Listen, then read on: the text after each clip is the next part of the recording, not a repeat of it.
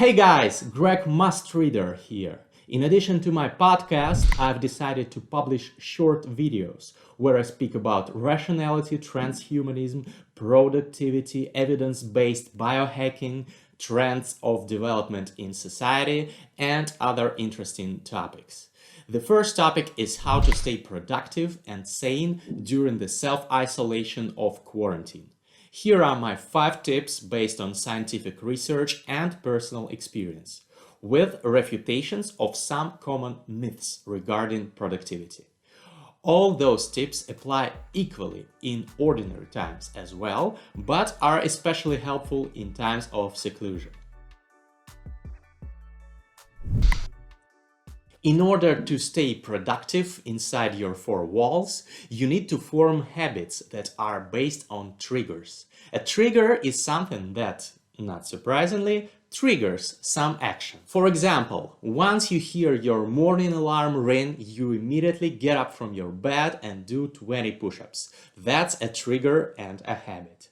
I have another trigger at 12:30 a.m., 90 minutes before I go to sleep, because I go to sleep usually at 2, another alarm rings on my phone. After that, I brush my teeth and finally I get into bed and read for an hour and a half before sleeping. Any event or action that happens regularly can be a trigger. The important rule is that you should train yourself, like Pavlov's dogs, to immediately react to the trigger and make the reaction, a good habit, automatic. By the way, modern neuroscience disproves the popular statement that it takes 21 days to form a habit. Actually, this process usually takes longer, over 60 days on average. The link to this respective research is in the description of the video. As my name, Greg Mustreader, suggests, I always recommend you something to read. On the topic of habits, an absolute must-read is Stick With It by Sean Young. If you want to learn more about habits, read his book. An Amazon link is in the description of the vid as usual. If you are interested in this topic, write a comment about it in the comments section and I will make more videos on it. Do not believe those that say, I've gotta go to bed at 10 p.m. because sleeping from 10 till 2 is best. It's a myth. Modern research has proven that there are different types of sleep cycles in people. Some are, to put it bluntly, larks, others night owls. However, most fall somewhere in between. You probably know when you are most productive. For some it is in the morning, while for others in the evening. Based on this, determine the sleep schedule that fits you best and stick to it. However, there is another rule that you do have to follow. Go to sleep and wake up at the same time. It is necessary for both your health and productivity. I cannot emphasize this enough. As usual, links to research proving my advice are in the description. It is easy to get carried away in the moment, forgetting about the big picture. Also, it's just as easy to get lost in a Netflix binge during quarantine, instead of implementing your plans for completing that online course that you've been planning to get around to for a long time. Likewise, you could lose your temper easily when you've been locked in with your spouse and/or kids for several weeks. Here, meditation comes to the rescue. Many successful people, entrepreneurs, sports stars, even politicians, attribute their success to meditating regularly and staying mindful. Just 10 to 20 minutes per day leads to a great result.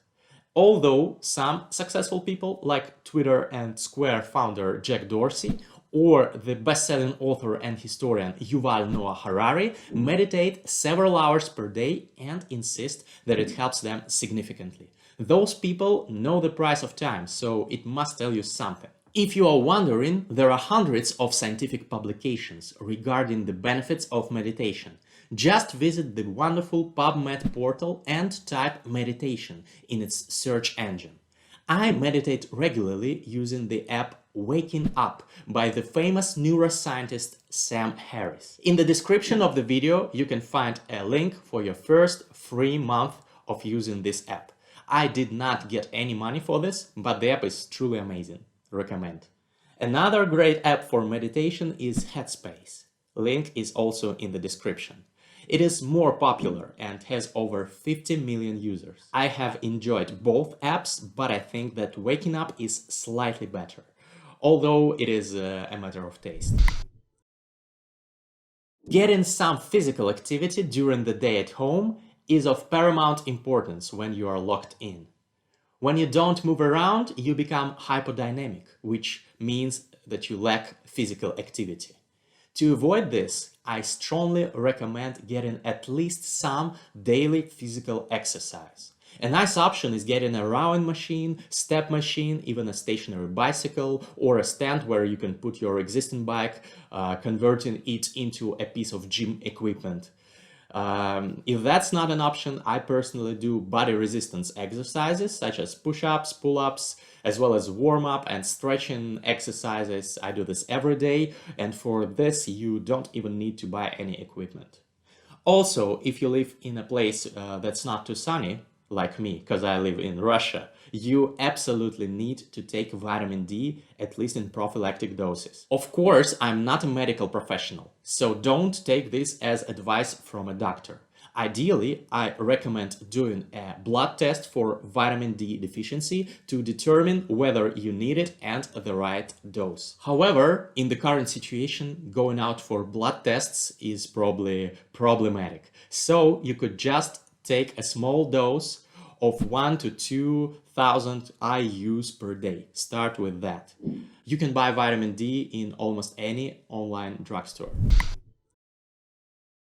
Finally, don't try to change your life all at once. People who say, tomorrow I'll start getting up at 5 a.m., meditating, running 10 miles and doing 100 push-ups, those people usually end up not doing any of it. What I recommend is baby steps.